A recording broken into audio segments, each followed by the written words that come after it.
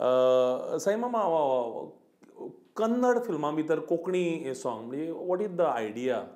The idea is नाव लोकांक कळपाक लागलां की संगीताक भाशाच ना. आनी हें पयलींच्यान आशिल्लेंच की संगीत म्हणटा ताका नॉर्मली भाशा ना. आज तूं गोंयांत बसून किंवा तुजे घरा बसून, तुजी किचनां बसून, तुजी टॉयलेटां बसून जगांतलें खंयचेंय संगीत आयकुपाक शकता.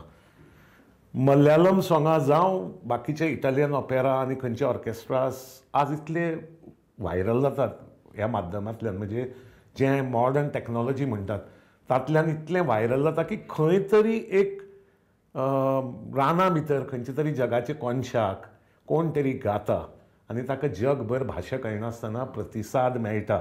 हाजोच अर्थ संगिताची ताकद आमकां त्या वेळार कळटा. सो आज अशें जालां की खंय तरी खंयचे सायबेरियांत जावं खंय आनी खंयच्याय जंगलांत एमेझॉना भितर खंयचोय एक आदिवासी पासून आपलें संगीत जगा मेरेन पावोवपाक शकता आनी तें पावता आनी तें पॉप्युलरी जाता. सो दीस इज द मिडियम.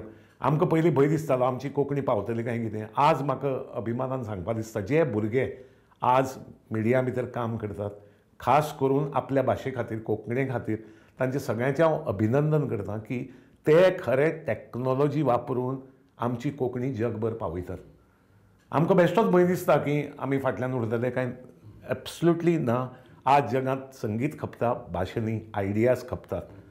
सो तुमचे कडेन ज्यो आयडियाज आसात त्यो तुमच्या भाशेंतल्यान लोकां मुखार वचनी, तातूंतल्यानच भाशा ग्रो जाता आनी वाडटा.